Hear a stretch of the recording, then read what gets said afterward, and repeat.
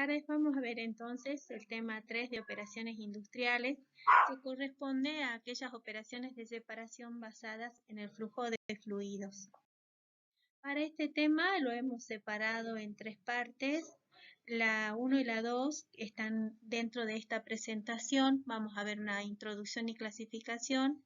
Luego vamos a ver las separaciones mecánicas. Entre ellas vamos a ver tamizado, filtración y sedimentación como las más importantes.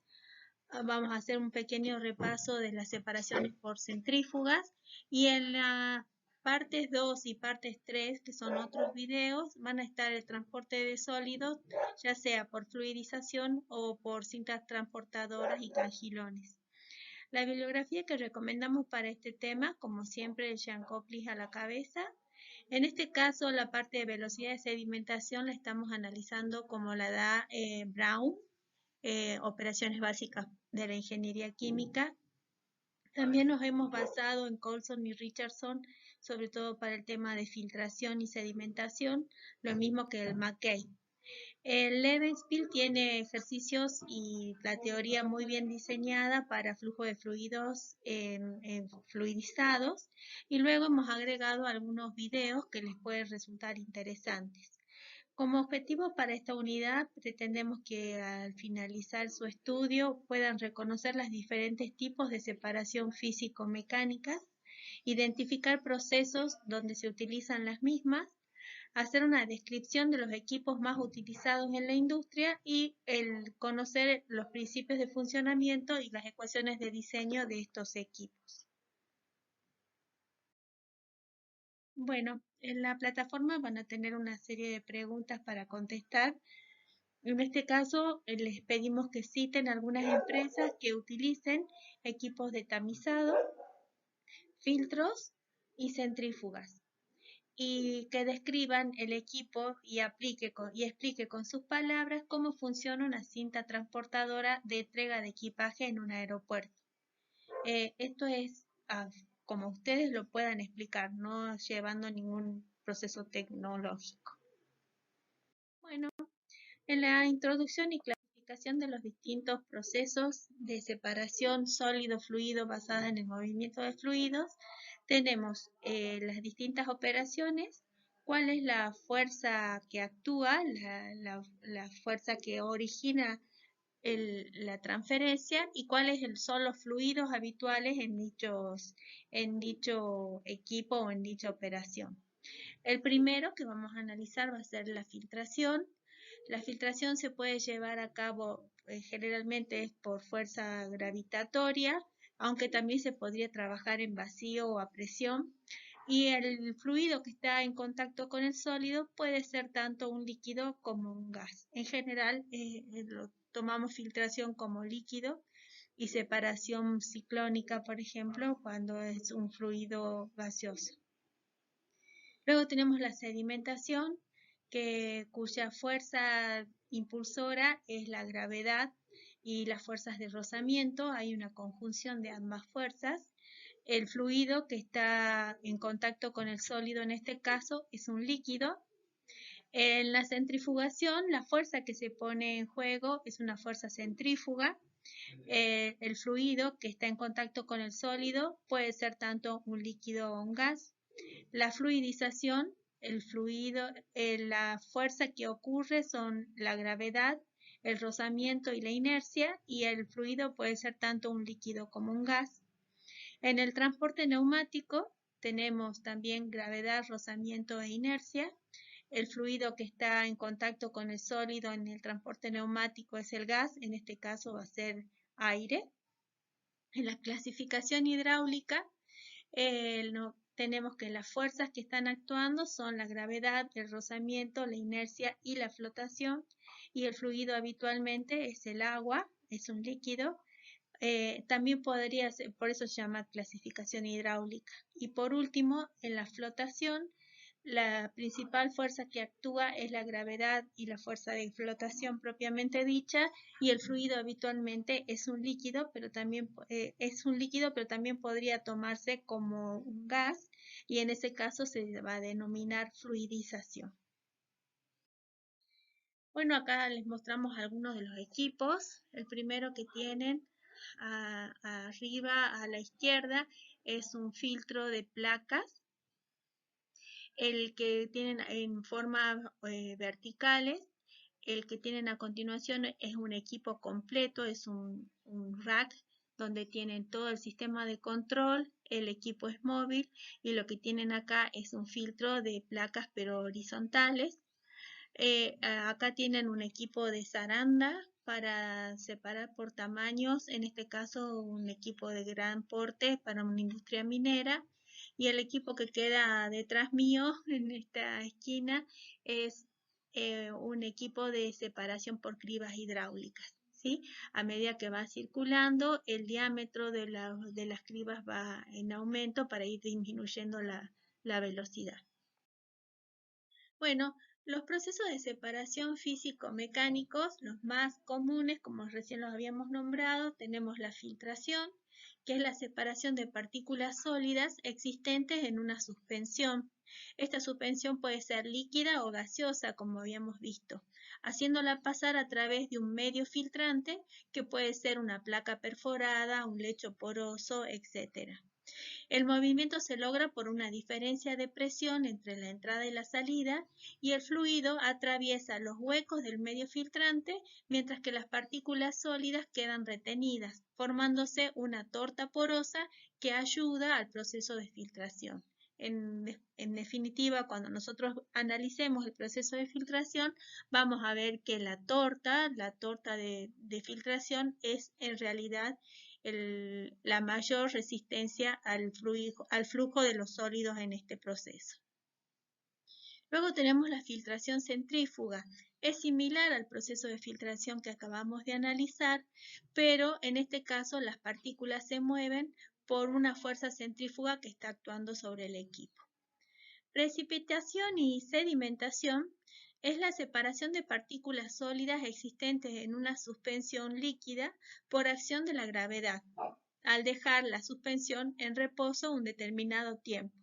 Estas partículas pueden tener tamaños y densidades diferentes, por lo cual van a tener diferentes velocidades de sedimentación. Luego tenemos la precipitación y centrifugación y sedimentación centrífuga. Sería el similar al anterior, pero en vez de hacer actuar la acción de la gravedad, podemos acelerar los tiempos de precipitación y sedimentación aplicando una fuerza centrífuga. Luego tenemos la clasificación hidráulica, que es una operación de separación de partículas sólidas en función de su tamaño, pero también de su velocidad de sedimentación. Entonces, podemos llegar a separar por tamaño y por densidad aplicando una velocidad de un fluido, en este caso agua. La concentración hidráulica es una operación que separa partículas sólidas en función de su densidad. Las partículas de tamaño y de densidades diferentes tienen velocidades terminales distintas, basadas también en el efecto de transporte y arrastre que ejercen en un líquido. Luego tenemos el proceso de flotación, en el cual las partículas sólidas tienen menor densidad que un fluido en el cual están suspendidas, entonces por esta diferencia de densidades quedan sobre la superficie superior del fluido y de esta forma se pueden separar. Bueno, vamos a ver las separaciones mecánicas. El primero que vamos a analizar va a ser el tamizado, porque digamos que en las empresas donde hay movimiento de sólidos, sería la primera acción que se tiene cuando llega el material a tratar para reducirlo, luego de reducirlo de tamaño. Bueno, quedó tapado con mi imagen. Ahí tienen una zaranda de nivel industrial.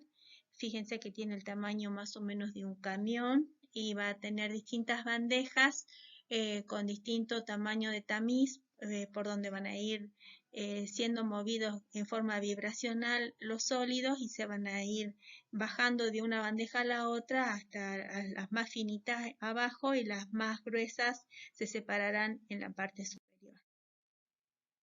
El equipo que tenemos, el proceso de tamizado a nivel laboratorio nos va a permitir caracterizar a las partículas del sólido que tenemos como muestra. El proceso de reducción de tamaño nos da una dispersión de tamaños en un sólido.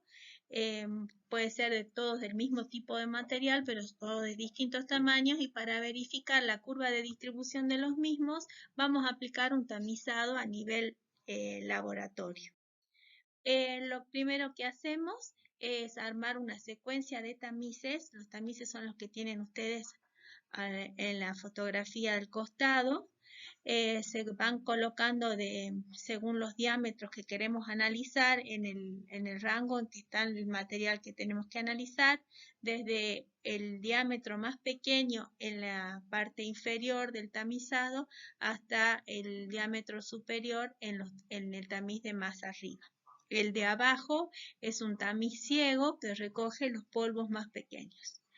Los tamices están certificados o estandarizados bajo dos normas, la norma ASTM o la norma Tiller. Ustedes tienen que identificar cuál de las dos están trabajando para poder determinar cuál es el tamaño de cada uno de ellos.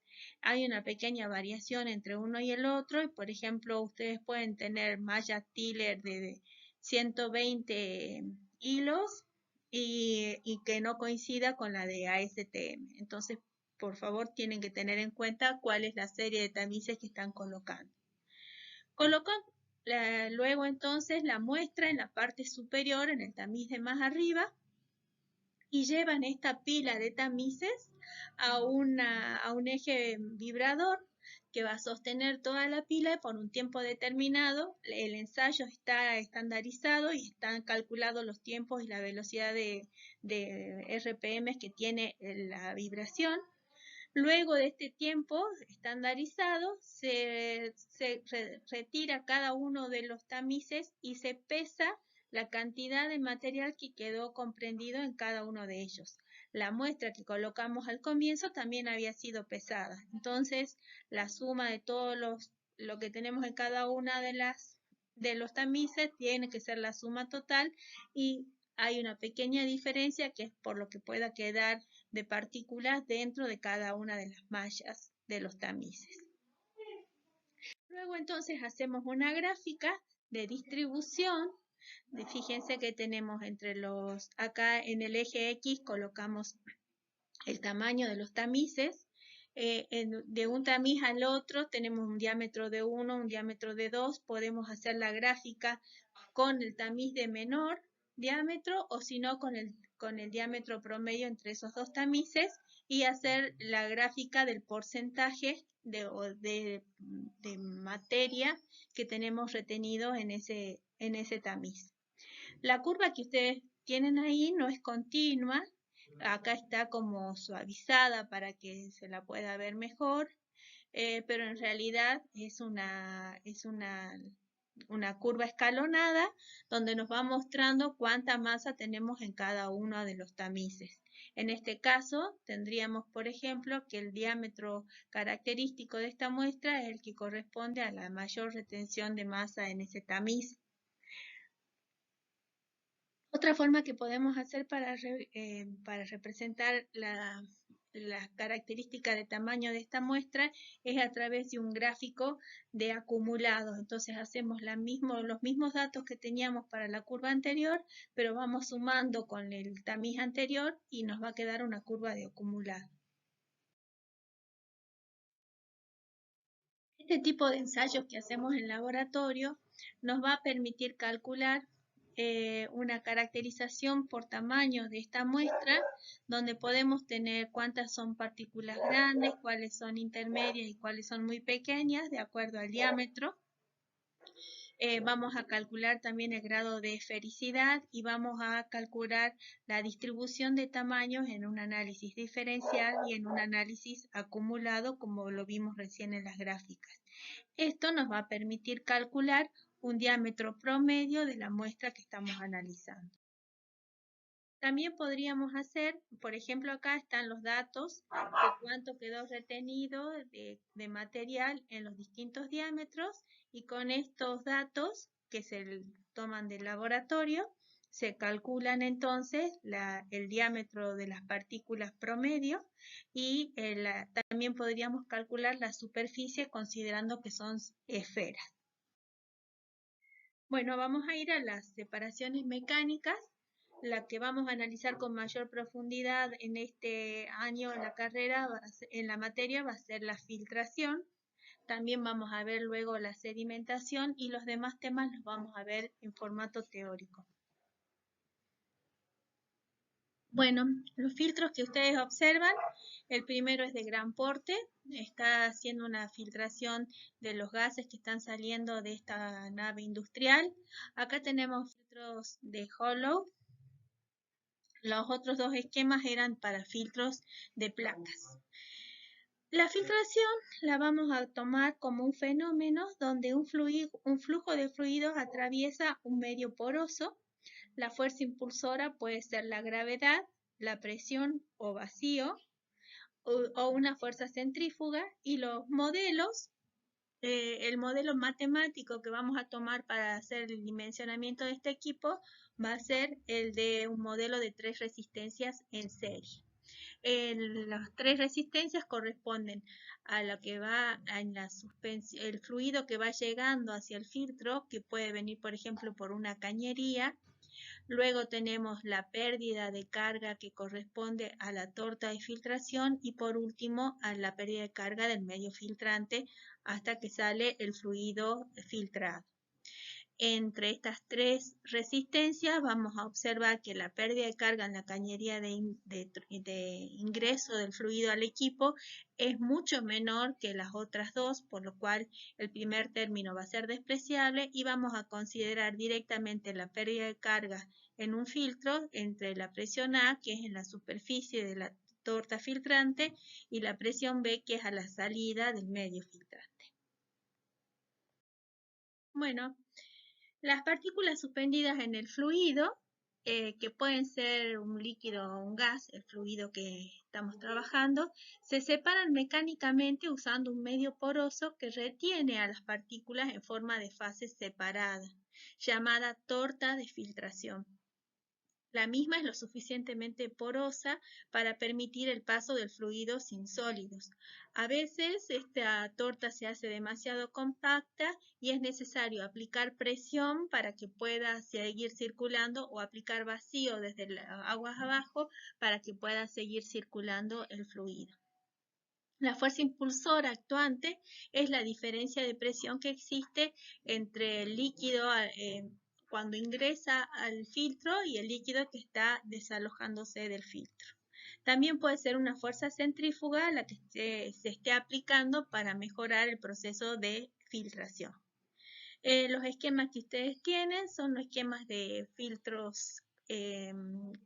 Por ejemplo, este es un filtro, abajo tenemos la malla filtrante, la tela filtrante, es un soporte con aberturas para que pueda resistir mecánicamente el peso de la tela o papel filtrante. Luego tenemos la torta de filtrado y la suspensión que tenía el sólido en suspensión en el fluido que teníamos. Entonces, por la diferencia de presión entre el punto superior del espejo de agua y la presión que tenemos en la cañería de descarga, eso es lo que origina la filtración. En el otro caso tenemos un equipo similar en un clarificador, mayor superficie para el filtrado. Podemos tener una placa perforada en el fondo que soporte el peso del relleno que colocamos. Esta se utiliza, por ejemplo, en este caso cuando la solución es muy concentrada y en este caso cuando la solución no es tan concentrada, se puede colocar un tipo de relleno como sería un filtro de arenas o de gravas, para que vaya circulando y se vayan quedando retenidas las partículas sólidas a medida que van pasando esta torta de filtración. Los filtros se pueden clasificar en 4 formas. De acuerdo al producto que deseamos, vamos a llamar, si lo que nos interesa es la torta, el filtro se denominará espesador. Y si lo que nos interesa es el fluido luego de la filtración, vamos a hablar de clarificadores, pero los dos son filtros. El segundo es un ciclo, según el ciclo de operación, puede ser por lotes, que se extrae la torta luego de un cierto tiempo, o continua, la torta se va extrayendo a medida que se forma. Vamos a ver en el primer caso, vamos a ver los filtros de placas y en el segundo caso los filtros rotativos. En la tercera clasificación es según las características de la presión que se aplica en el sistema, puede ser por gravedad o puede ser a presión o a vacío.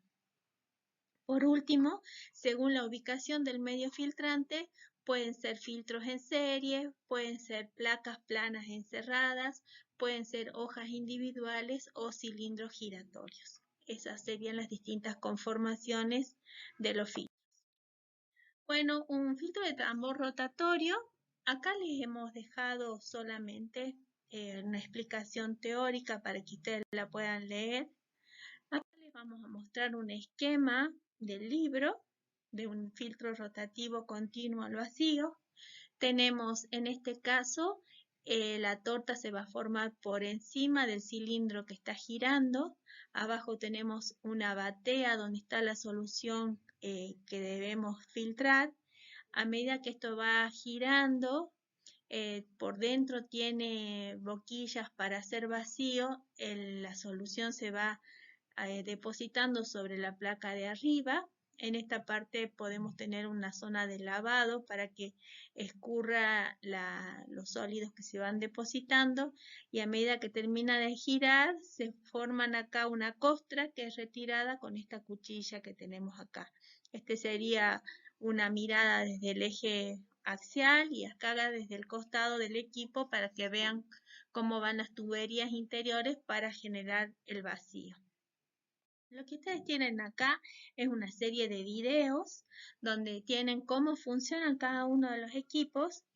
Como este año va a ser un poco dificultoso para poder acceder a las empresas, hemos bajado algunos demos de equipos de internet. Ustedes pueden buscar otros si con esto nos completan la información. Podríamos ir a cualquiera de ellos, los vemos un momentito y volvemos.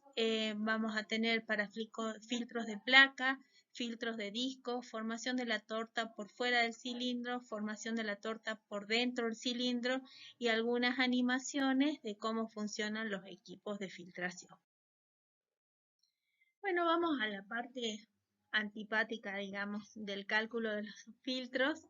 Vamos a ver los fundamentos de la filtración y los modelos matemáticos que utilizamos para el diseño de los mismos. Como ya explicáramos, vamos a trabajar con tres resistencias en serie. La primera resistencia, que es la de los canales que llevan la suspensión y el filtrado hasta la cara anterior de la torta, es despreciable frente a la otra pérdida de carga que es mucho más importante. Entonces, en definitiva, nuestro modelo matemático va a tener dos resistencias: la resistencia correspondiente a la torta de filtrado y la resistencia correspondiente al medio filtrante. Ustedes se acordarán que los delta de P se calculan como P final menos P inicial. La definición de delta de P es P final menos P inicial, pero acá entonces, como las presiones finales son menores que las presiones iniciales, es necesario colocar este signo negativo adelante para cambiar el signo de la ecuación. Entonces, la pérdida de carga total es PA menos PB, en realidad sería PB menos PA, por eso el cambio, por eso el menos de acá. Y entonces tenemos la suma de dos resistencias en serie, PA menos P' más P' menos PB, para calcular la pérdida de carga total. El primer salto, PA menos P', corresponde a la caída de presión en la torta de filtración, y el siguiente, que es mucho más pequeño, P' menos PB, es el que corresponde al medio filtrante, que es delta de PM. Delta de PC de la torta, porque está en inglés, ¿sí? Cake en inglés, por eso es delta de PC y delta de PM. Bueno, para la caída de presión en la torta de filtración Vamos a considerar que estamos en la situación de que es un fluido que está circulando por un medio poroso. La ecuación de pérdida de carga en esa situación, la pérdida de carga, la variación de la presión en la torta con respecto a la longitud del medio filtrante, del espesor del medio filtrante, tiene en cuenta entonces los parámetros que ustedes vieron el año pasado en Fundamento de las Operaciones para flujo de fluidos en medios porosos. Entonces va a depender, fíjense, va a tener una constante, que es un número que corresponde al régimen laminar. Vamos a estar trabajando con velocidades que nos aseguren el régimen laminar. Luego tenemos la viscosidad de la solución que estamos haciendo circular, la velocidad de circulación, la porosidad de la torta filtrante que se genere, la relación entre la superficie y el volumen de las partículas que conforman la torta, el coeficiente GC para transformar las unidades en el sistema internacional y la porosidad al cubo. Teniendo en cuenta estos términos y sabiendo cómo podemos relacionar la masa con la densidad y con el área, la porosidad y el espesor de la torta, esta es la relación que tenemos, y la velocidad la vamos a escribir, no es una velocidad común, metros sobre segundo, sino el volumen recogido por unidad de tiempo por unidad de área de filtrado. Reemplazando estos términos dentro del término de la presión, de la caída de presión en la torta, nos queda esta expresión, donde si ustedes la observan tenemos mu por u por alfa, donde alfa es la resistencia específica de la torta, resistencia al flujo, dividido GC por A, ¿sí? Y alfa entonces tiene incluido dentro todos estos parámetros físicos que caracterizan a la torta de filtrado.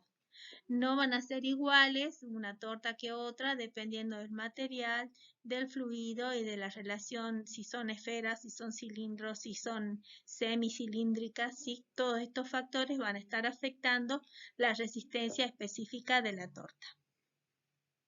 Entonces, recordando esta definición para la resistencia específica y esta definición para la velocidad, la variación del volumen de filtrado con respecto del área por el tiempo, podemos expresar la caída de presión dentro de la torta y nos va a quedar una expresión matemática para la resistencia específica de la torta que depende del delta de P. Fíjense si el alfa es constante, o sea, si la resistencia específica de la torta se mantiene constante, consideramos que es una torta buena para este proceso, ¿sí? No se comprime a medida que va circulando, y hay otras donde este coeficiente va aumentando a medida que aumenta la caída de presión, lo cual dificulta el flujo a través de la torta, y estas serían las expresiones con las cuales trabajamos para el cálculo del coeficiente de resistencia específica de la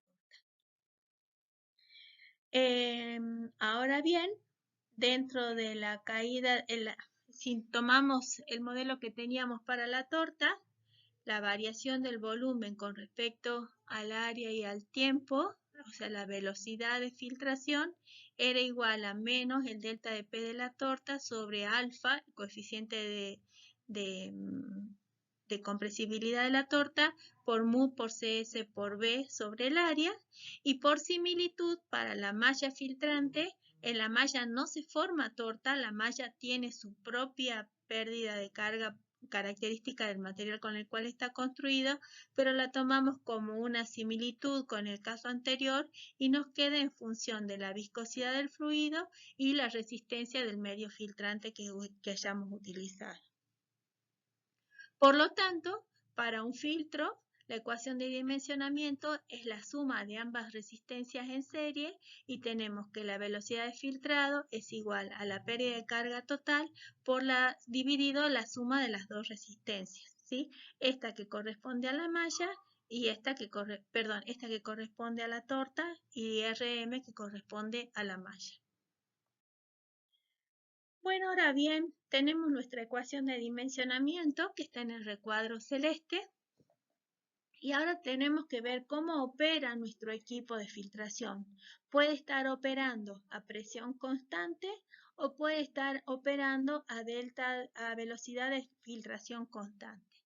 Si está trabajando el equipo a delta de P constante, o sea, si mantenemos siempre la misma presión a la entrada y la misma presión a la salida, esto corresponde a que la velocidad de filtración va disminuyendo en el tiempo, ¿sí?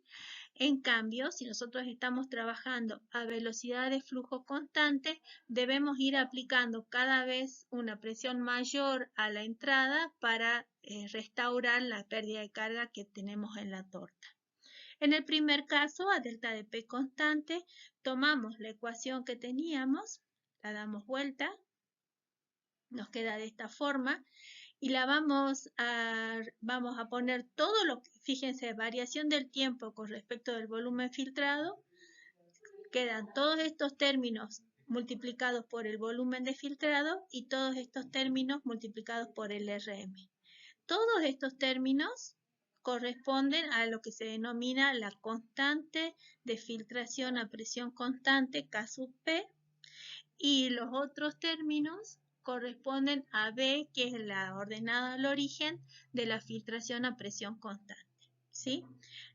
Veamos un poco. El K sub P tiene dentro de su estructura todos los datos que corresponden a la torta de filtración, mientras que en B nos quedan incluidos los términos de resistencia de la malla y también el delta de P que se está aplicando en el sistema, que es constante. Cuando lo escribimos de esta forma es como si tuviéramos la ecuación de una recta, ¿sí? K sub P por B más B, B larga, y la vamos a integrar entre el tiempo, entre 0 y el tiempo de filtración a presión constante, y el término que corresponde al volumen entre 0 y B, volumen de filtrado total. Cuando aplicamos la integral para este caso, nos queda que la expresión para calcular el tiempo de filtrado en un equipo a presión constante es Kp sobre 2 por B cuadrado más B sobre B. Y si dividimos todo sobre B, que sería la inversa de la velocidad de filtrado, nos queda Kp por B sobre 2 más B. En la práctica, vamos a ver que podríamos tomar datos en el laboratorio de a cada tiempo cuánto es el volumen filtrado a una delta de P constante. Estos gráficos, estos datos son en el tiempo, pero a un delta de P constante. Con estos datos lo que hacemos es calcular para cada tiempo y cada volumen la relación T sobre B. Lo graficamos en función del volumen de filtrado y entonces esta recta tiene como pendiente Kp sobre 2 y como ordenada al origen el parámetro B. Estos datos entonces nos permitirían, trazando las líneas y haciendo las regresiones correspondientes, calcular en la pendiente, por ejemplo, el valor de alfa que fuera desconocido si es que conocemos la viscosidad y la concentración a la cual estaba la solución al comienzo y el delta de P aplicado. También podríamos repetir este ejercicio para diferentes presiones, ¿sí? Fíjense, acá tenemos el volumen de filtrado, T sobre B en el eje de las Y, y tenemos una gráfica de los ensayos de laboratorio que hicimos para cada presión. A medida que aumentamos la presión, esta curva es más baja, ¿sí? Es más aplanada. Con estos datos podemos calcular entonces el R que corresponde a cada uno de ellos, que es el que tenemos acá, y por último tenemos una expresión para el alfa. El alfa lo estamos poniendo en un sistema logarítmico. ¿Se acuerdan que el modelo era con el alfa con el delta de P elevado a un cierto coeficiente de compresibilidad? Entonces, cuando nosotros lo regresionamos en un papel logarítmico, la pendiente de esta línea nos va a dar el S o el factor de compresibilidad de la torta. Estos son algunos de los ejercicios que podemos hacer en la práctica. La otra forma que tenemos de operar un filtro es haciéndolo a velocidad de filtración constante. Si nosotros necesitamos que la corriente aguas abajo del filtro siempre nos esté dando la misma velocidad de filtrado, vamos a tener que ir aumentando la presión de entrada para contrarrestar la pérdida de carga que tiene este filtro. En este caso, entonces, tomamos nuevamente la ecuación de diseño general y ahora vamos a tener en cuenta que la velocidad de filtrado es constante, por lo tanto A por la derivada de B con respecto de T es igual a A por el volumen sobre el tiempo. Reemplazamos esto en la ecuación y nos va a quedar un K sub B por B más C, donde en K sub B tenemos todos los parámetros correspondientes a la torta de filtrado y en el C tenemos todos los parámetros correspondientes al medio filtrante. En este caso, cuando nosotros integramos, nos queda que la expresión que vincula el tiempo sobre el volumen filtrado es K sub P por B más C. Si ustedes recuerdan cómo lo teníamos en el caso anterior, era muy parecido a esta situación, salvo que acá aparecía un 2 y en el otro caso, y en este caso no aparece el 2 que va dividiendo, y por supuesto la configuración de la A es diferente. Del K sub B es diferente. Los modelos que tenemos abajo son los que nos permiten, porque acuérdense que este K sub P en realidad tiene adentro el alfa y el delta de P, pero el alfa dependía del delta de P. Entonces podemos llegar a escribir una ecuación matemática que me relacione el alfa con el delta de P para ver cómo nos queda ese parámetro K sub P, cómo varía con la presión.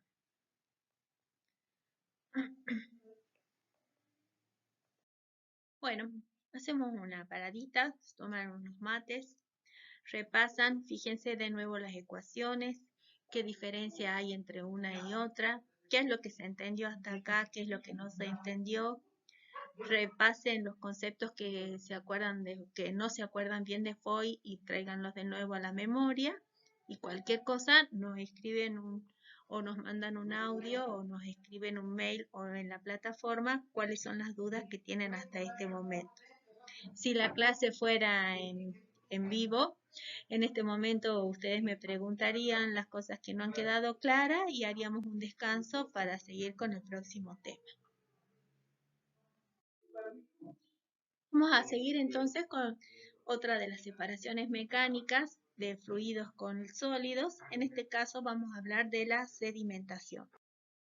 La sedimentación, en este caso las partículas, la separación de las partículas en el medio de fluidos se llevan a cabo a través de fuerzas gravitatorias. Las aplicaciones más comunes para donde se utiliza la sedimentación como equipo principal es en el tratamiento de aguas residuales, cuando el producto que nosotros queremos obtener son las aguas purificadas y el barro de la sedimentación es un residuo, o si no al revés, en la sedimentación de cristales de licor madre, por ejemplo en la producción de azúcar, en ese caso la sedimentación, el producto principal es el sólido y las aguas madres son el producto son el rechazo que tenemos en este equipo. Las partículas pueden ser sólidas o líquidas en forma de gotas, y el fluido puede ser un líquido o un gas y a su vez pueden estar estancos o en movimientos. Según esto, entonces, la clasificación en función de la concentración puede ser una sedimentación libre, cuando la solución es bastante diluida y una partícula sólida con la otra no interfieren en su sedimentación, o puede ser una sedimentación impedida, que es cuando, por ejemplo, tenemos soluciones muy concentradas. Entonces, la precipitación de una partícula afecta a la precipitación de las otras, por ejemplo, formándose precipitaciones nucleofílicas. En el segundo caso, según la fuerza que esté actuando, puede ser una sedimentación gravitatoria o puede ser una sedimentación centrífuga que mejoraría los tiempos de este proceso. ¿Qué fuerzas intervienen? Intervienen las fuerzas de arrastre y el factor de rozamiento de las partículas. En general vamos a trabajar como si las partículas fueran esféricas y luego podemos corregir por un factor de esfericidad cuando las partículas no cumplan con esta condición.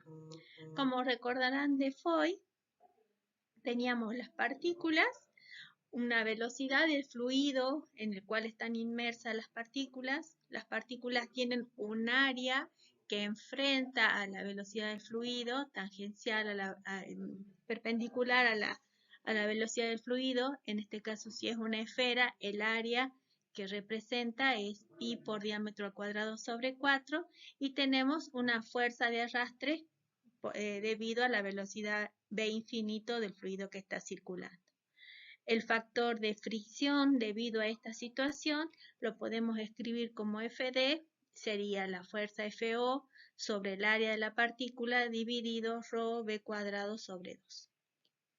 Estas fuerzas de arrastre y el factor de rozamiento sobre la superficie esférica sumergida en el seno de un fluido en movimiento son las que controlan o permiten definir los procesos de sedimentación. Para cada tipo de objeto sumergido, el coeficiente Fd nuevamente depende del Reynolds, ¿sí? En este caso el Reynolds se calcula como el diámetro de la partícula por la velocidad del fluido a la que está sumergido por la densidad del fluido sobre la viscosidad del fluido.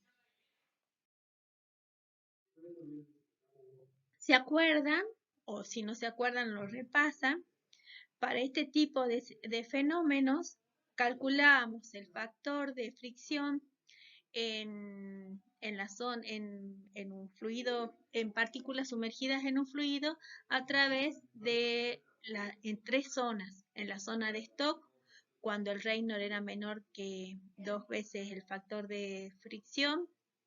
En la zona intermedia, cuando el Reynolds está entre 2 y 500 Fd, y en la zona de Newton, cuando está entre 500 y 2,5, ¿sí?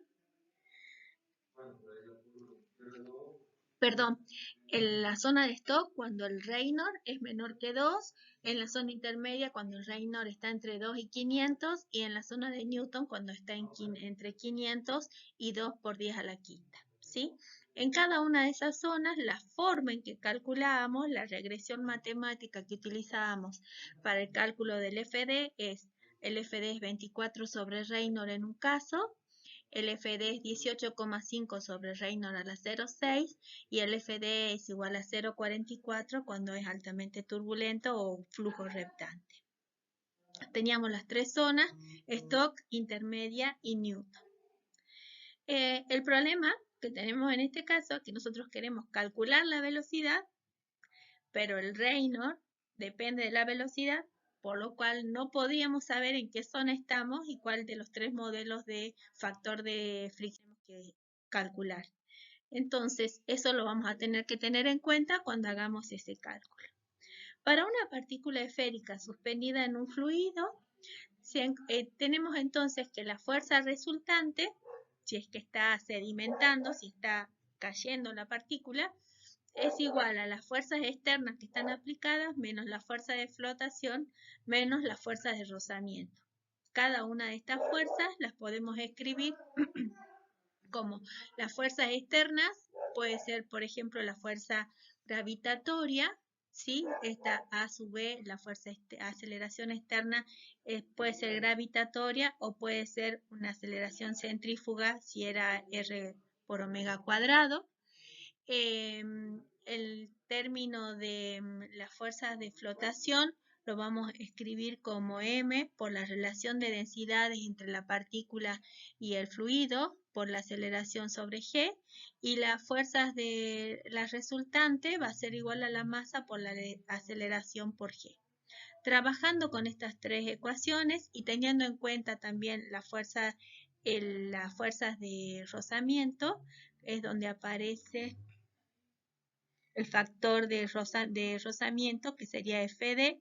Tenemos Fd por el área, por la densidad, por la velocidad al cuadrado sobre 2G. Trabajando con estas dos y suponiendo que llegamos a que la partícula se encuentra suspendida, o sea que no está cayendo, se equiparan todas las fuerzas, Entonces, en ese caso, la velocidad de sedimentación se calcula con la presión que ustedes tienen en esta trampa. Pero, obviamente, depende de qué zona estamos. Entonces, lo que se hace es se puede calcular la velocidad de sedimentación de acuerdo a cada zona, de acuerdo a las expresiones que tenemos para el Reynolds en cada una de las zonas. En ese caso,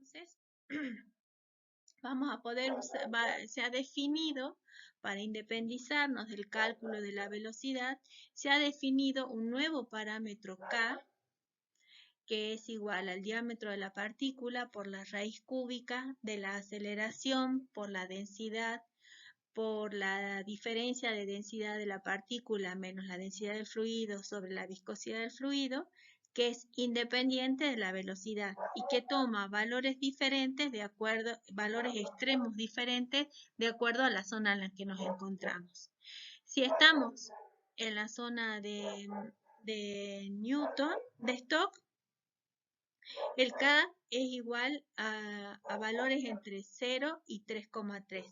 Si estamos, eso es en la zona de Stokes. En la zona de Newton está entre 3,3 y 43,6 y para mayores de 43,6 sería en la zona turbulenta o restante. Para averiguar la velocidad entonces en cada una de esas zonas tenemos que determinar en qué zona está y aplicarle la ecuación que corresponde a la velocidad de sedimentación en ese sector con el modelo matemático que corresponde a ese factor de Darcy, a ese factor de fricción. Lo que se ha propuesto, esto está sacado del Brown, es que existe un modelo generalizado que nos permite calcular la velocidad de sedimentación en cualquier estado dependiendo de dos parámetros, el parámetro N y el parámetro B. Y esos dos parámetros dependen de la zona en la que nos encontramos. Dos partículas que tienen la misma velocidad de sedimentación, como serían estas dos o estas dos acá, se llaman isodromas, tienen igual velocidad de sedimentación. El modelo que proponen, que se puede calcular la velocidad de sedimentación de su isodroma, es a través del modelo que ustedes tienen ahí, pero eso es solo válido si ambas partículas se encontraban en la misma zona, si las dos eran Stokes, si las dos eran intermedias o las dos eran Newton. La gráfica que ustedes tienen, que justo queda tapada con mi video, tiene dos curvas de velocidad de sedimentación en función del diámetro. La curva que está por abajo, el componente B, tiene menor densidad que el componente A. A mayor densidad, mayor velocidad de sedimentación. Lo van a tener también, depende no solo de la densidad, sino también depende del diámetro de las partículas. Las partículas más grandes tienen mayor velocidad de sedimentación que las partículas más pequeñas. A modo de ejemplo, tenemos acá los datos para galena y varita. Esto es de un parcial de hace un par de años. Fíjense, la galena tiene un valor de 4.550 kilogramos por metro cúbico de densidad, mientras que la varita tiene 2.746. Es casi la mitad de la anterior, por eso las curvas están bastante separadas. Tenemos la curva superior que corresponde a la galena y la curva inferior que corresponde a la varita. Entre los dos rangos, entre los dos diámetros de extremos en los cuales estamos haciendo el análisis, que corresponden a 120 mallas y 40 mallas, ¿sí?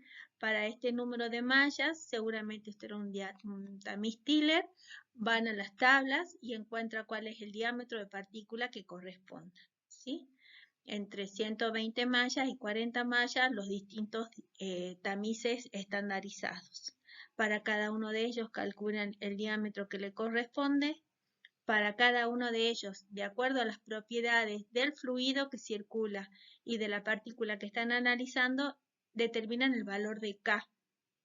Si el K era menor que 3,3, estábamos en Stokes. Si era entre 3,3 y 43,6, estábamos en la zona intermedia, y si no, estábamos en la zona de Newton. De acuerdo a la zona en que están, tiene un valor para B1, tiene un valor para N y con eso calculan la velocidad de sedimentación. Con estos cálculos, tanto para la galena como para la varita, obtienen estas gráficas que ustedes tienen acá. Si nosotros quisiéramos separar completamente galena de varita, fíjense que con un tamiz no podríamos hacerlo. Supongamos que ponemos un tamiz acá, nos sigue, los tamices serían líneas verticales, un tamiz de este diámetro, acá, me separaría, a ver, lo vamos a dibujar. Si yo coloco un tamiz de este diámetro, me separa que pasa el tamiz toda la galena y la varita que tengan diámetros menores que este.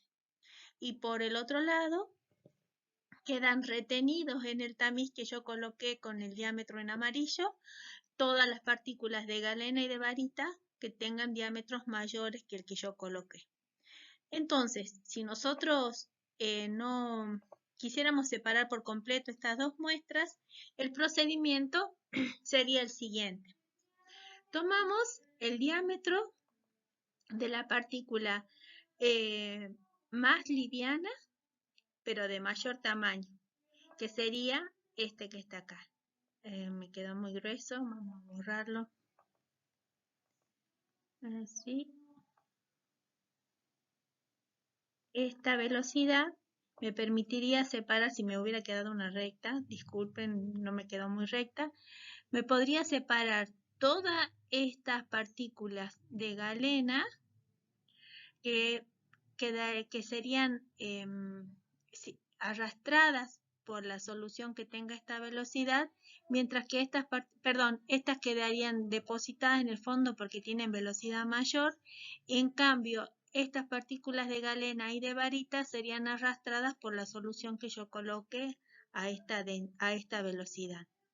A continuación, podría colocar un tamiz en este diámetro, con lo cual yo podría separar estas partículas de mayor diámetro de estas de menor diámetro, tomar la velocidad nuevamente y me quedarían separadas las partículas que quedan en el fondo de las que son arrastradas, ¿sí? Yo podría hacerlo tantas veces como hagan falta para lograr una separación total. El orden en que se hace este cálculo es el que yo les mostré recién, pero en la operación en general lo que se hace es primero tamizar con los dos tamaños de diámetros que obtuve. Tengo las muestras tamizadas con tamaños definidos en esos intervalos, entre el diámetro menor y D1, entre el diámetro D1 y D2 y entre el diámetro D2 y el diámetro mayor. Tengo las cuatro bolsas de material y luego ahora entonces aplico las tres bolsas de material, perdón. Aplico la velocidad V1 y logro separar este tramo de este de arriba. Coloco esta velocidad y logro separar esta de esta y coloco esta velocidad y logro separar esta de esta. Con Darío seguro lo vamos a ver en la práctica y cualquier cosa. También podríamos tener entonces sedimentación impedida. Todo lo que vimos recién era como si cada partícula se moviera sola dentro del fluido. Pero cuando las concentraciones son muy grandes, tenemos que aplicar estos coeficientes de corrección para calcular la velocidad corregida de sedimentación debido a la presencia de las otras partículas. Otra forma que podemos aplicar la velocidad de sedimentación es en los procesos discontinuos de sedimentación. Se coloca en una probeta la mezcla que se quiere sedimentar y se deja pasar el tiempo, y a medida que va pasando el tiempo se observa la presencia de las interfaces que separan las distintas etapas del proceso. Por ejemplo, acá están todos mezclados, acá ya tenemos una muy concentrada en la zona en el sólido y está comprimido.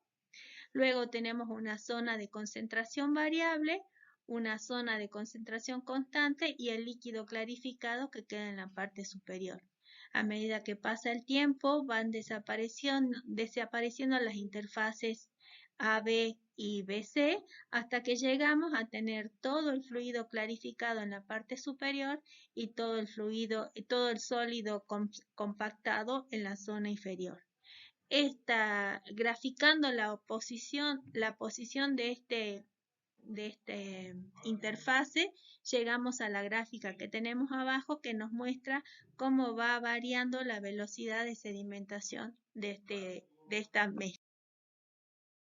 Acá estarían cómo se hacen los cálculos. Yo se los dejo para que ustedes lo analicen, pero no vamos a hacer práctica de este tema, solo vamos a hacer prácticas de filtración y de sedimentación sin concentración. Bueno, acá estaría el equipo de cómo se hace un cribado hidráulico, ¿sí? Que sería la sedimentación que vimos recién, cómo va pasando de una etapa a la otra y cómo se separan primero las partículas más grandes, luego las intermedias y al final las más pequeñas.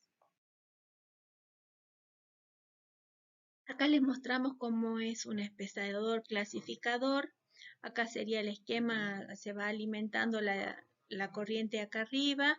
Acá tenemos un pequeño, por acá arriba, perdón, tenemos un agitador que se mueve muy lentamente para no romper los flóculos que se van generando. Se va concentrando hacia el fondo y los barros concentrados se retiran por el fondo y por el rebalse sale el líquido clarificado. Este mismo mirado desde arriba nos permite observar el eje del equipo que está agitando, las parrillas con que se van moviendo, las cuchillas con las que se va moviendo el fluido. Estas son las líneas de alimentación que van cayendo como una lluvia y el fondo cónico para ir retirando los sólidos concentrados.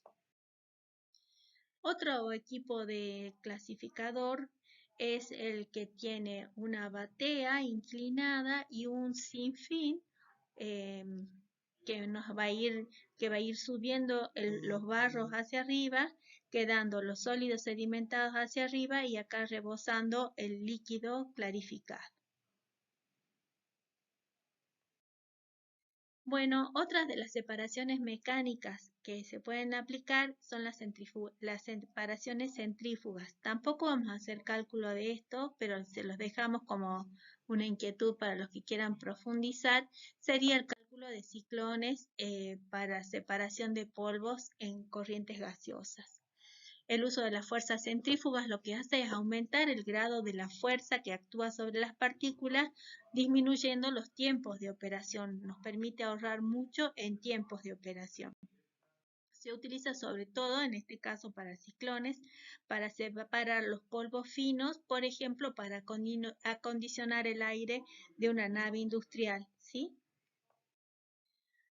También existen las centrífugas de disco, cumplirían el mismo principio, pero en este caso se hacen para soluciones líquidas con sólidos en suspensión. Este tipo de equipos mejora la velocidad del proceso mucho más que una sedimentación libre solo actuando la gravedad. Estos son los de boquilla y acá estaría cómo se hacen los cálculos. Pero como yo les explicaba, es simplemente para que ustedes tengan en cuenta cuáles son las variables que tienen que considerar. Siguen siendo muy importantes las velocidades de rotación, el diámetro de la cesta de la centrífuga y las características del fluido que están separados. Luego acá tenemos el cálculo para la velocidad y la potencia que hace falta, el diámetro crítico de las partículas más grandes que salen en una centrífuga. En el práctico entonces solo vamos a ver tamizado, filtración y sedimentación. Los conocimientos previos que nos hacían falta eran sobre todo cuáles son las variables que definen a estos sistemas, la velocidad de flujo de fluidos dentro de senos de fluidos, suspendidas en fluidos. Y la tercera parte, que era la de articulación, que correspondía a los viajes que teníamos pensado y a las visitas de planta, vamos a ver cómo suplimos esta situación con los videos. Por favor, no dejen de ver los videos. Y otra cosa que no hemos puesto en este PowerPoint, pero que es necesario que ustedes lo tengan en cuenta si les toca este tema, es entrar en la página que le dijimos de Matche para que ustedes puedan calcular los costos de estos equipos. Fíjense entonces cuando entren en esa página con qué parámetros se calculan los filtros, con qué parámetros las centrífugas, con qué parámetros los tamices o los equipos de tamizado y de separación de sólidos por tamaño, ¿sí? Van a encontrar que, por ejemplo, para los filtros, lo más importante es el área de filtrado y luego la presión de operación de cada uno de los equipos y la forma de operación. Bueno, nos gustaría que nos dejen un informe de qué tema quedó claro y qué hace falta que repasemos un poco más para seguir con los otros temas. Como ya les dije, los otros dos PowerPoint son solamente a modo teórico. Voy a ver si hago los videos para esos dos temas también, pero si no son para que por lo menos vean cuáles son las ecuaciones que se utilizan. Bueno, por favor dejen todo ordenadito y nos vemos en el próximo video.